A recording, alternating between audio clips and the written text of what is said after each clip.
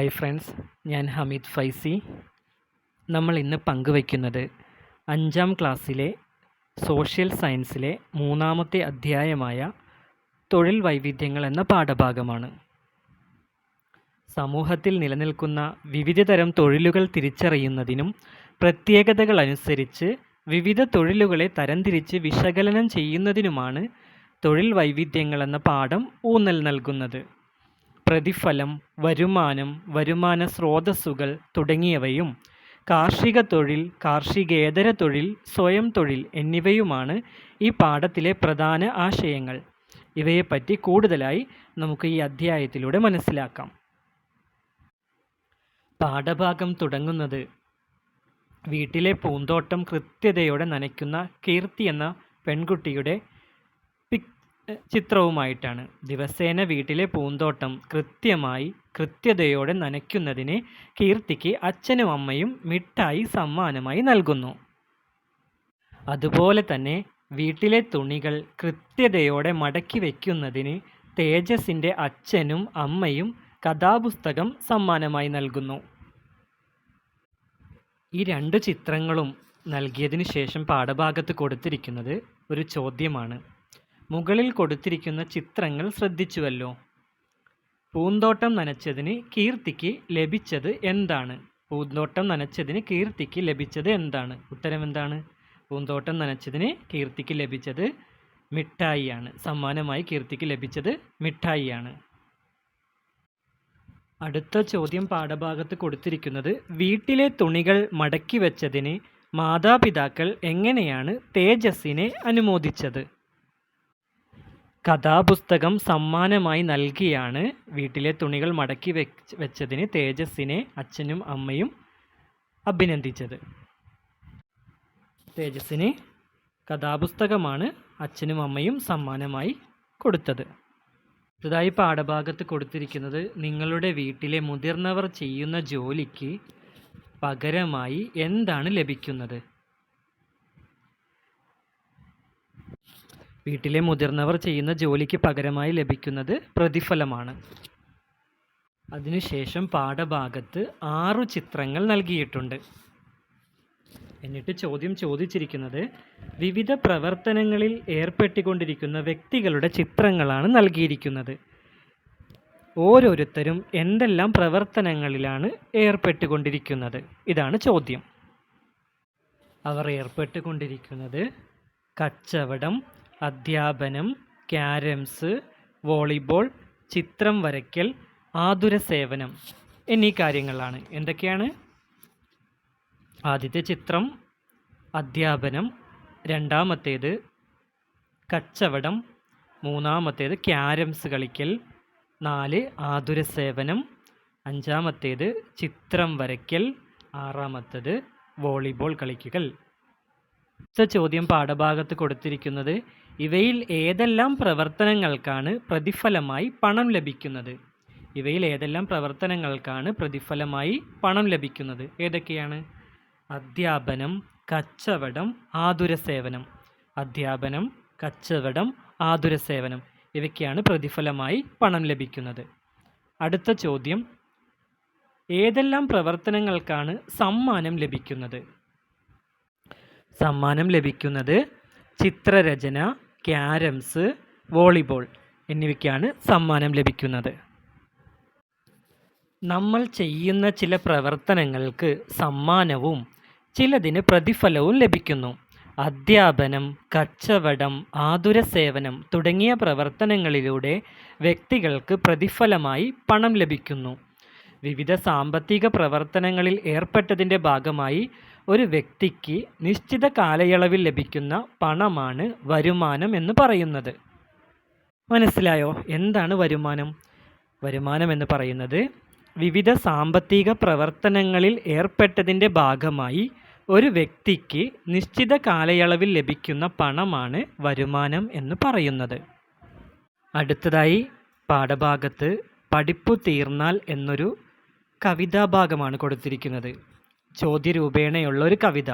അതിങ്ങനെയാണ്: പഠിപ്പു തീർന്നാൽ പള്ളിക്കൂടം വിട്ടു കഴിഞ്ഞെന്നാൽ പറയുക പിന്നീടെന്തൊരു പണിക്കു പോകും നീ. ഇതാണ് ചോദ്യം. ഒന്നാമൻ പറഞ്ഞ ഉത്തരം കൃഷിക്ക് പോകും, കൃഷിക്ക് പോകും, കൃഷിക്ക് പോകും ഞാൻ, കൃഷിക്ക് നമ്മുടെ പിതാക്കന്മാർ ചെയ്തൊരു തൊഴിലല്ലേ കൃഷിക്ക് പോകും ഞാൻ. ഒന്നാമൻ പറഞ്ഞത് അങ്ങനെയാണ്, കൃഷിക്ക് പോകും, കൃഷിക്ക് പോകും, കൃഷിക്ക് പോകും ഞാൻ, കൃഷിക്ക് നമ്മുടെ പിതാക്കൾ ചെയ്തൊരു തൊഴിൽക്ക് പോകും ഞാൻ. രണ്ടാമൻ പറഞ്ഞത് എന്താണ്?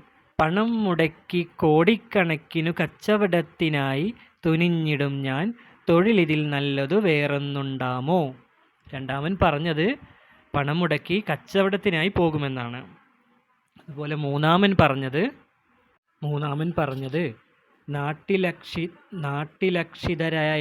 നാട്ടിലക്ഷിതരായി അലയുന്ന ശിശുക്കളെയെല്ലാം ഞാൻ കൂട്ടി മികച്ചൊരു വിദ്യാനിലയം ആരംഭിച്ചിടും. ഒരു വിദ്യാലയം ആരംഭിക്കുമെന്നാണ് മൂന്നാമൻ പറഞ്ഞത്.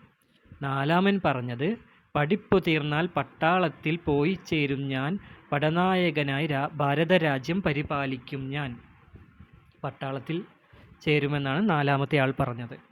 ഇതിനുശേഷം പാഠഭാഗത്ത് അതിനെക്കുറിച്ച് ചോദ്യം ചോദിച്ചിട്ടുണ്ട്. വിദ്യാഭ്യാസ കാലഘട്ടത്തിന് ശേഷം നാം തിരഞ്ഞെടുക്കുന്ന വിവിധ തൊഴിലുകളെക്കുറിച്ചാണ് കവി ഇവിടെ സൂചിപ്പിക്കുന്നത്. എന്തെല്ലാം തൊഴിലുകളെക്കുറിച്ചാണ് ഈ വരികളിൽ പറയുന്നത്? എന്തെല്ലാം തൊഴിലുകളെക്കുറിച്ചാണ് പറയുന്നത്? കൃഷി, കച്ചവടം അഥവാ ബിസിനസ്, പിന്നെന്താ വിദ്യാലയം തുടങ്ങൽ, പിന്നെന്താണ് പട്ടാളത്തിൽ ചേരുന്നത്. ഭാവിയിൽ നിങ്ങൾ ചെയ്യണമെന്ന് ആഗ്രഹിക്കുന്ന തൊഴിൽ ഏതാണ്? കായികമായ തൊഴിൽ മാത്രമാണോ മനുഷ്യർ ചെയ്യുന്നത്? വരുമാനത്തിനായി ഒരു വ്യക്തി കായികമായോ ഭൗതികമായോ ചെയ്യുന്ന പ്രവർത്തനമാണ് തൊഴിൽ. തൊഴിലിന് പ്രതിഫലം കൂലിയായോ ശമ്പളമായോ ലഭിക്കുന്നു. വ്യക്തികളുടെ പ്രധാന വരുമാന മാർഗമാണ് തൊഴിൽ. നമുക്കതൊന്ന് വിശദമായി നോക്കാം. എന്താണ് തൊഴിൽ?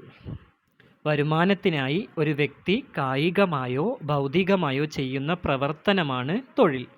തൊഴിലിന് പ്രതിഫലം കൂലിയായോ ശമ്പളമായോ ലഭിക്കുന്നു. വ്യക്തികളുടെ പ്രധാന വരുമാന മാർഗമാണ് തൊഴിൽ. ഇനി നമുക്ക് കായികമായ തൊഴിലുകൾ എന്താണെന്ന് നോക്കാം. കായിക ശേഷി ആവശ്യമായ തൊഴിലുകളാണ് കായികമായ തൊഴിലുകൾ. വെൽഡർമാർ, ഇരുമ്പ് തൊഴിലാളികൾ, നർത്തകർ, ആശാരി, കെട്ടിടപ്പണിക്കാർ, മേസ്തിരി, മെക്കാനിക്ക് ഇതെല്ലാം കായികമായ തൊഴിലുകൾക്ക് ഉദാഹരണങ്ങളാണ്. അടുത്തതാണ് ഭൗതികമായ തൊഴിലുകൾ. ഭൗതിക ശേഷി ആവശ്യമായ തൊഴിലുകളാണ് ഭൗതിക തൊഴിലുകൾ. ഡോക്ടർമാർ, അധ്യാപകർ, എഞ്ചിനീയർമാർ, ശാസ്ത്രജ്ഞർ മുതലായവർ ഭൗതികമായ തൊഴിലുകൾ ചെയ്യുന്നവരാണ്.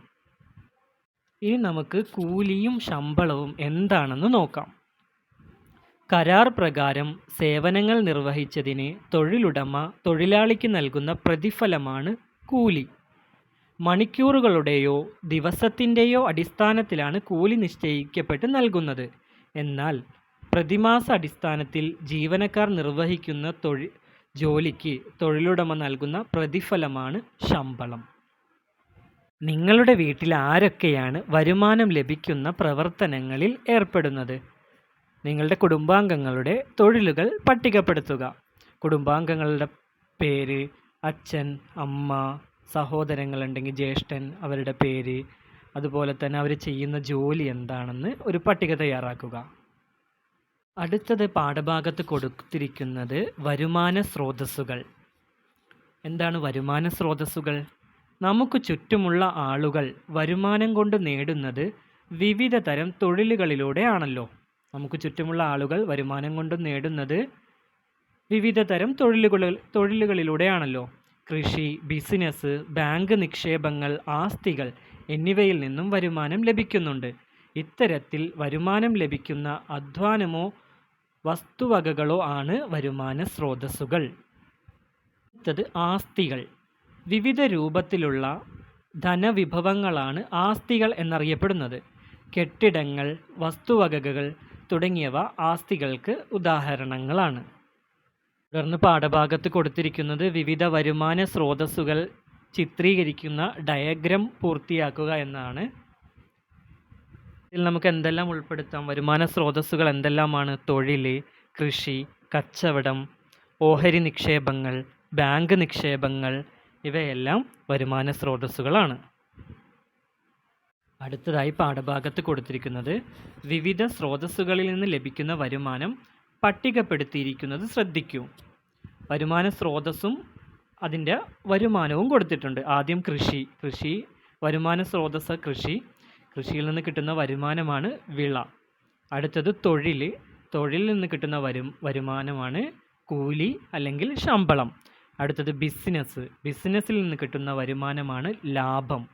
അടുത്തത് ബാങ്ക് നിക്ഷേപത്തിൽ നിന്ന് കിട്ടുന്ന വരുമാനമാണ് പലിശ. അടുത്തത് ആസ്തികളിൽ നിന്ന് കിട്ടുന്ന വരുമാനം ഏതാണ്? വാടക, പാട്ടം എന്നിവയാണ്. അടുത്തത് ഓഹരി നിക്ഷേപങ്ങൾ അതിൽ നിന്ന് കിട്ടുന്ന വരുമാനമാണ് ലാഭവിഹിതം. അടുത്തത് പാഠഭാഗത്ത് കൊടുത്തിരിക്കുന്നത് വ്യക്തിഗത വരുമാനവും കുടുംബ വരുമാനവും. നമുക്ക് നോക്കാം എന്താണ് വ്യക്തിഗത വരുമാനമെന്നും എന്താണ് കുടുംബ വരുമാനമെന്നും. ആദ്യം നോക്കാം എന്താണ് വ്യക്തിഗത വരുമാനം. ഒരു വ്യക്തിക്ക് വിവിധ സ്രോതസ്സുകളിൽ നിന്ന് ഒരു നിശ്ചിത കാലയളവിൽ ലഭിക്കുന്ന ആകെ വരുമാനമാണ് വ്യക്തിഗത വരുമാനം. എന്താണ് വ്യക്തിഗത വരുമാനം? ഒരു വ്യക്തിക്ക് വിവിധ സ്രോതസ്സുകളിൽ നിന്ന് ഒരു നിശ്ചിത കാലയളവിൽ ലഭിക്കുന്ന ആകെ വരുമാനമാണ് വ്യക്തിഗത വരുമാനം.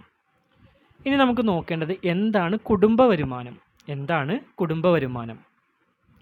ഒരു കുടുംബത്തിലെ അംഗങ്ങൾക്കെല്ലാം കൂടി ഒരു നിശ്ചിത കാലയളവിൽ ലഭിക്കുന്ന ആകെ വരുമാനമാണ് കുടുംബ വരുമാനം. എന്താണ് കുടുംബ വരുമാനം? ഒരു കുടുംബത്തിലെ അംഗങ്ങൾക്കെല്ലാം കൂടി ഒരു നിശ്ചിത കാലയളവിൽ ലഭിക്കുന്ന ആകെ വരുമാനമാണ് കുടുംബ വരുമാനം. അടുത്തതായി പാഠഭാഗത്ത് വിവിധ തൊഴിലുകളുടെ ചിത്രങ്ങളാണ് നൽകിയിരിക്കുന്നത്. എന്നിട്ട് പാഠഭാഗത്ത് ചോദിച്ചിരിക്കുന്നത് പാഠപുസ്തകത്തിലെ ചിത്രങ്ങൾ നിരീക്ഷിക്കുക. ഏതെല്ലാം തൊഴിലുകളാണ് ചിത്രത്തിൽ കാണുന്നത്? ആതുര സേവനം, കന്നുകാലി വളർത്തൽ, അധ്യാപനം, ഡ്രൈവർ, കൃഷി, അഭിഭാഷക വൃത്തി അഥവാ വക്കീൽ. ഇത്രയും ജോലികളാണ് ചിത്രത്തിൽ കാണുന്നത്.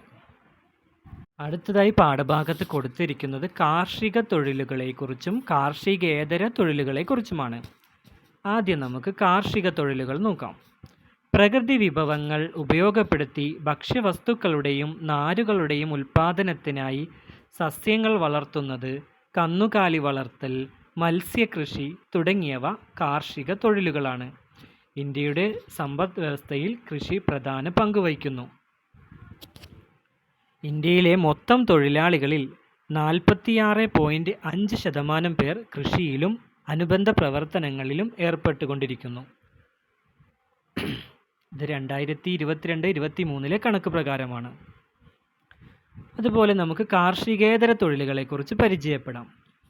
കാർഷിക തൊഴിലുകളിൽ ഉൾപ്പെടാത്ത എല്ലാവിധ തൊഴിലുകളെയും കാർഷികേതര തൊഴിലായി പരിഗണിക്കാം. വ്യാവസായിക അടിസ്ഥാനത്തിൽ ഉൽപ്പന്നങ്ങൾ നിർമ്മിക്കുന്ന തൊഴിലുകളും വിവിധ തരം സേവനങ്ങളും കാർഷികേതര തൊഴിലുകളാണ്.